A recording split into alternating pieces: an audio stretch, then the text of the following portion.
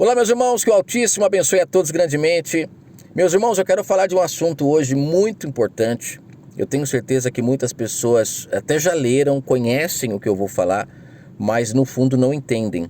E eu quero tentar hoje tirar qualquer tipo de dúvida que você tenha no seu entendimento que te impede de compreender essa mensagem esclarecedora que o apóstolo Paulo, mostrando estar iluminado pela verdade do Pai, se deixou ser usado como um vaso de honra para trazer essa mensagem, e ela está hoje descrita no livro Bíblia. Por isso que eu sempre digo, o livro Bíblia ele tem a sua função importante, que é nos mostrar a história, nos mostrar o plano de salvação do Pai, e quando entendemos esse plano de salvação, tudo se clareia e nos tornamos livres. Se não existisse esse livro, com certeza muitas pessoas não compreenderiam o plano de salvação, por mais que o Pai sempre vai levar em conta, né, os frutos, não é o que a pessoa sabe. Tem muita gente que viveu e morreu e não leu esse livro, e com certeza será julgada pelos seus frutos, não por conhecer. Tem muita gente se equivocando quanto a isso, achando que se a pessoa não conhece o Evangelho, ela morre sem salvação. Isso é uma blasfêmia aos olhos do Pai, porque para o Pai o que importa são os frutos. A gente tem ali o caso de Cornélio, né, em Atos 10, que a gente vê que o Pai o assistia, né, o Pai via os seus frutos, e no momento certo o Pai ainda pediu que fossem lá, como o caso de Pedro, e alertasse aquele homem que o Pai o assistia. Então, quem, né, tinha evangelizado ele antes, para que o Pai já o aceitasse? Quem foi lá, né? Então tem muita coisa que a gente precisa abrir os olhos para não sermos presas de homens que se utilizam de passagens isoladas das Escrituras para manter as pessoas em seus apriscos, né? O que importa para o Pai são os frutos, é a pessoa viver em obediência ao Espírito Santo dele. E é sobre isso que eu quero falar, né? Nós vivemos em um mundo com muitas leis, existe lei para tudo. E as pessoas, elas não compreendem que todas essas leis que existem, tem uma maneira de você não precisar delas, é amando. Porque o amor supera todas as leis. Só que, claro que existem leis opressoras, leis que oprimem muito as pessoas e que dificultam as pessoas de viverem. E é claro que a maioria dessas leis são leis criadas para as pessoas que são más, que são os maus que precisam de leis. Que as pessoas que são boas, no sentido que ninguém é bom, né, como o próprio Salvador falou que ninguém é bom senão o Pai, como ele fala na parábola do jovem rico, as pessoas que são boas no sentido de que ouvem a voz do Espírito Santo, que fazem o que é correto, acabam sofrendo também com essas leis mais pesadas, porque são leis criadas para homens maus, né? Então é difícil, os bons sofrem por causa disso. Em Hebreus 8, Paulo fala que o Pai faria um novo pacto com a casa de Israel. E Paulo, inclusive, ele fala que seria nos próximos dias, né? Ele fala no verso 8. Isso, imagine ele lá na época dele, né, falando, virão dias, ou seja, não era aquele momento ainda, porque ali estava em transição a velha aliança para a nova. Mas quando o povo entendesse a nova, aí sim, nesses dias, o pacto seria feito. Esse pacto com a casa de Israel não é um pacto feito com essa Israel terrena. Essa Israel que tem um local geográfico no mapa para você ir lá, visitar, como muitos líderes religiosos fazem. Essa Israel que ele está falando são as pessoas que creram na mensagem. A Nova Jerusalém. A Nova Jerusalém não é feita de um local geográfico. A Nova Jerusalém, ela é celeste. Ou a gente não se lembra que lá no Apocalipse fala sobre essa Jerusalém celeste e não terrena. Muitos têm defendido a Jerusalém terrena até hoje para manter o povo em seus apriscos. Mas para o Pai, o que importa são aqueles que creem. Quem crer e for batizado, esse se salva, passa a fazer parte da Nova Jerusalém. E esse for batizado, como eu sempre falo, não é no batismo da água da igreja, como os líderes usam essa passagem para escravizar as pessoas, para colocar em suas mentes que elas foram batizadas ali naquele local e não podem sair dali. Tudo isso é escravidão. Quem crer e for batizado é no batismo do Espírito, porque esse é o batismo que o Salvador trouxe. Ou João não disse isso? Eu batizo com água, mas aquele que vem depois de mim, esse batizará com o Espírito Santo e com fogo, que são duas coisas diferentes. O Espírito Santo, que é aquele que nos faz crescermos diante do Pai, e o batismo com fogo, que é aquele que queima toda a palha, todo aquele que para o Pai não tem serventia. Para o Pai são pessoas mortas, estão vivas em carne, mas espiritualmente mortas. Não tem utilização para o Criador. É como um braço que você dorme em cima dele e depois quando você tenta levantar o seu braço, você percebe que ele não consegue reagir aos seus comandos. Não sei se já aconteceu isso com você, de dormir em cima do braço e ele ficar dormente ao ponto de não levantar conforme você manda comando para ele. Ou você dorme com o braço para baixo em algum lugar e aí você manda comando e não levanta. As pessoas que não ouvem a voz do Espírito Santo são como esses membros, né? Eu usei o exemplo do braço, que é um membro do corpo. Não consegue.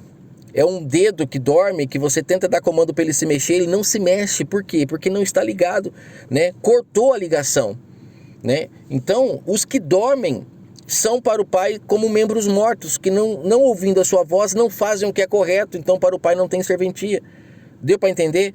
Então, esse pacto que ele vai fazer são aqueles que acordaram, que creram na mensagem. E aí, mais para frente, ele fala que todos esses que creram na mensagem, que acordam espiritualmente, terão como Deus o Criador do universo, né? E eles serão guiados por ele. Verso 10. Serão guiados por ele. Essas pessoas não precisarão ter escola dominical, curso de teologia, serem formados, não precisarão ser evangelizadas. Por quê? Porque ele fala no verso 11 que todos o conhecerão, todos, do menor ao maior, porque esse é o novo pacto. Aí cai por terra todo esse sistema criado para lucrar, falsificando o evangelismo, falsificando cultos de ensino, onde na verdade são cultos de fermentos, onde as pessoas vão para serem 2 vezes merecedoras do inferno, aprenderem heresias, aprenderem a se distanciarem do Pai cada vez mais, praticando o quê? Rituais, liturgias, práticas que no começo de Hebreus 8, Paulo fala que não serviu de nada, que são práticas da velha aliança, onde o povo tinha que ir para templos, tinham rituais, tinham liturgias para tentar se achegar ao Pai. Mas hoje isso acabou. Hoje o Pai busca são os frutos e não folhas. Ele cansou, como na parábola da figueira, de procurar frutos em árvores que estavam cheias de folhas, parecendo que tinha uma santidade, quando na verdade chegava lá, cadê o fruto? Na hora H, cadê? Eu vou dar um exemplo aqui. Ele diz aqui, que a lei do Pai agora está no entendimento e no coração, né, verso 10, daqueles que fazem parte desse novo pacto, que creram na mensagem. As leis estão no entendimento e no coração. Significa que a lei do lado de fora, ela perde todo o seu valor, quando você tem a lei aqui e aqui. A lei do lado de fora, ela serve para os maus. Serve para os maus. Os bons, que são aqueles que são guiados pelo Espírito Santo, essas pessoas não são guiadas por lei, mas são guiadas por fé. Por isso que fala que o justo viverá da fé. E quantos que distorcem essa passagem, achando que a pessoa tem que dar tudo para a igreja agora, para que ela possa agora ser justa, ela vai agora ser uma pessoa de fé, né? Mas esse justo que ele fala é porque a pessoa está ligada ao justo. Não é que ela é justa, mas é por ela estar ligada ao justo, ela se torna justa. Então é pela fé. Você se liga ao Pai, porque fé é ligar-se ao Pai, como Abraão se ligou ao Pai. A fé de Abraão se caracterizava por ele estar ligado ao Pai. E não por ele ter pensamento positivo, por ele acreditar ou não acreditar, mas é porque ele estava ligado ao Pai. Então quem está ligado ao Pai se torna justo. E é graças à fé. Então olha que interessante nessa mensagem, quanta coisa interessante. Então quando a lei está no entendimento e quando está no coração, você faz o que é certo independente do que a lei diz. Porque nós estamos vivendo em um mundo com muitas leis por todos os lados. E a maioria dessas leis são leis criadas para os maus, não para os bons, aqueles que são guiados pelo Espírito Santo, que só o Pai sabe quem são, porque muitos são fachadas também. Mas aqueles que são verdadeiros, as leis não servem para eles. Não servem. Só para os maus. Apesar de os bons, e lembrando, ninguém é bom senão o Pai, como o Salvador falou para o jovem rico, Ninguém é bom senão o Pai. Se fazemos algo de bom é porque estamos ligados ao Pai. Estamos ligados ao justo. É a fé. Por isso que hoje somos salvos pela fé. Não é porque acredita, mas é porque você está ligado ao Pai fazendo o que Ele quer e não o que o homem quer. Quantos que dizem que estão tendo fé porque vão a um templo, porque tem um líder religioso? Só aí você mostra que você não tem fé. Porque se você vai a um local para buscar um Pai que é onipresente, que está em todos os lugares, e você impõe uma hora marcada para falar com Ele, você não tem fé. Se você tem um líder religioso que é o teu guia, você não tem fé.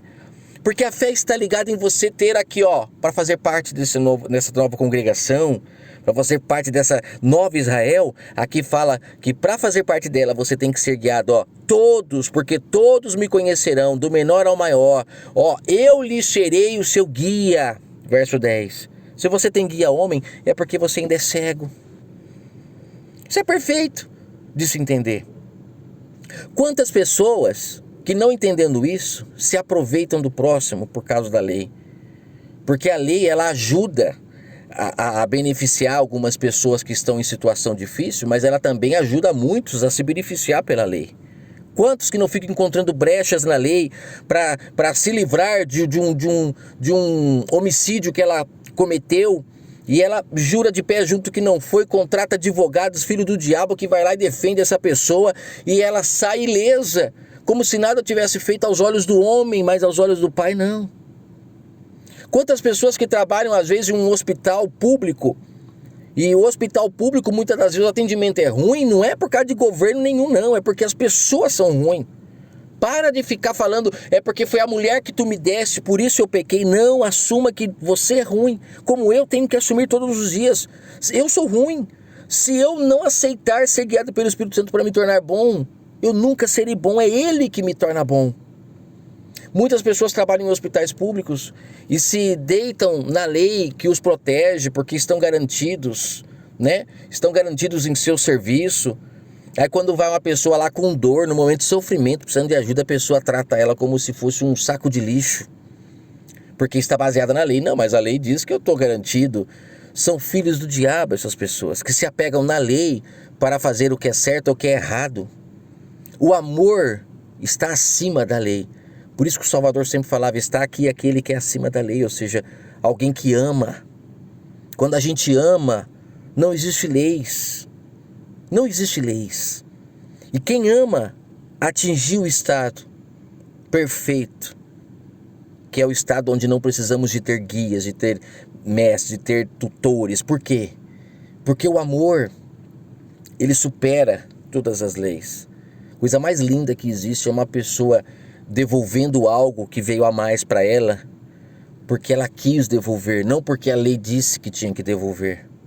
A coisa mais linda que tem é uma pessoa pedindo perdão para outra, porque ela quis pedir e não porque alguém a incentivou a pedir, ou porque alguém insistiu, como ela vai num culto e o pastor fica lá falando que a pessoa tem que se perdoar.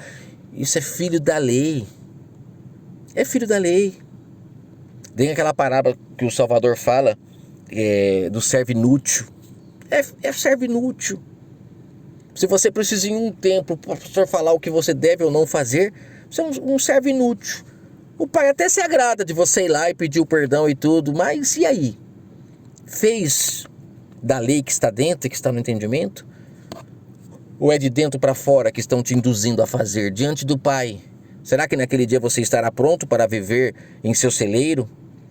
Porque não pode haver falhas. Quem será colocado no celeiro tem que ter as vestes limpas, tem que ser puro, não pode ser uma pessoa duas caras. A história toda nos mostra, por exemplo, Ananias e Safira tentou se passar por trigo, venderam o que tinha, levaram lá, mas chegou na hora, e aí? Estavam sendo sinceros? Morreram. É uma representação, a gente tem que entender as Escrituras. É o Pai mostrando, não adianta querer ser falso. Não adianta querer vir para cima de mim se cobrindo com a lei, porque não existe lei. Agora vocês estão nus aos meus olhos e eu vejo tudo o que é feito. Então a nova casa de Israel são aqueles que entendem essa mensagem. Que não é porque eu estou falando, mas já lá dentro ela já sabia que era assim. Os seus estão nus diante do Pai. Ele sabe o que a gente faz. Não precisa de um templo com hora marcada. Não precisa ficar indo pedir perdão no culto. Porque o Pai não quer que a gente fique pedindo perdão para Ele. O perdão agora é para quem a gente falha. Não adianta pedir perdão para Ele, não pedir perdão para quem você prejudicou, para quem você roubou, para quem você mentiu, para quem você colocou em situação difícil por causa das suas palavras mal usadas em momentos difíceis. Vai lá, nem que você perca, mas vai lá e se conserte com o teu irmão. Senão naquele dia essa dívida te impedirá de entrar para o celeiro do Pai, porque no celeiro do Pai não pode entrar ninguém com dívida, não pode entrar ninguém mentiroso, não pode entrar ninguém que não esteja puro aos olhos do Pai, porque o Pai é luz. E se a gente não estiver na luz como Ele está, se não formos luz, e essa luz representa pureza, representa transparência, não somos duas caras. E quando alguém perguntar para você o seu nome, você vai falar o mesmo que o Criador falou lá para Moisés: eu sou o que sou. Eu sou transparente, eu sou limpo, eu sou puro. E o Pai procura esse para dizer: este é meu filho em quem eu me agrado, em quem eu tenho prazer, como ele disse para o Salvador. Não é só para o Salvador que ele disse isso, aí é mentira da religião. Ele quer dizer isso para todos que fazem a sua vontade, que fazem parte dessa nova Jerusalém, dessa casa de Israel, desse novo pacto. Você está entendendo? Será que você é o filho em quem o Pai tem prazer? Que Ele se compraz? Será que você é o justo porque está ligado a Ele pela fé? Ou você é uma balança desregulada, que é justo só para as suas coisas, mas para com o próximo você não se preocupa se para ele está bem ou não? O importante é você estar bem. No celeiro do Pai esse tipo de gente não entra. Que o Eterno abençoe sua vida grandemente. Espero que essa mensagem possa abrir o seu entendimento. Não há necessidade de ninguém ficar falando do Criador um para o outro, se todos o conhecem, se ainda estamos falando, porque tem muita gente que precisa chegar nessa compreensão, mas é essa compreensão que traz liberdade, para que com o tempo todos vivam em paz, sem precisar um ficar evangelizando o outro, porque esse formato de evangelização que existe hoje é cada vez mais escravizador, cada vez mais escravizador. Você faz um discípulo, e aquele discípulo faz outro discípulo, e vai todo mundo, e tem sempre alguém lucrando na história. Que o Eterno destrua esses castelos criados por esses mercadores da fé na mente das pessoas, e esse império que eles têm, que a gente passa na porta desses templos religiosos, cada templo um mais lindo do que o outro. Imagina a vida que esses homens têm por causa de um povo ignorante, que foi iludido, que foi enganado por eles, fermentados por eles, batizados no engano deles. Que o Eterno possa ter piedade de você, para que você encontre o caminho correto. E não é o que eu estou ensinando, mas que você encontre o caminho para ser pessoas que fazem parte desse novo pacto. Que você entenda a mensagem, esse é o meu desejo. Um forte abraço.